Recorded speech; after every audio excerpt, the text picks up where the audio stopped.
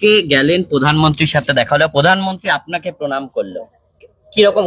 আজকে 5 বছর যাবত করে, হুম, যে নতুন কিছু না, এইটা আমাদের ভারতীয় সংস্কৃতি। আমি তার চেয়ে অনেক বড়, আমি 97-এ পড়লাম, ওর 70।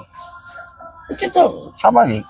তো এই যে অমিত শাহ এত বছর পর রাজ্যে প্রথমবার বিজেপির সরকার গঠন হলো, কেমন লাগছে, সেই অনুভূতি কেমন? সেটা তো দেখো, প্রথম আমি বলি,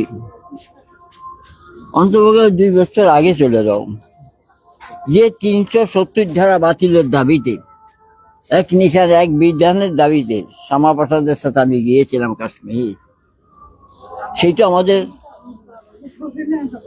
আশা পূর্ণ হয়েছে। আজকে পশ্চিমবঙ্গ দখল হলো, 22টা রাজ্যে আমরা আসলাম। গোয়ার মুখ্যমন্ত্রী পাও জড়িয়ে ধরে বলল, আঙ্কল একবার গোয়ায় আসবেন? আমি ভগবান দিলে যাব। ব্যাপার হলো, শোনো, ভগবানে বিশ্বাস করি, দেশকে ভালোবাসি, মানুষকে ভালোবাসি।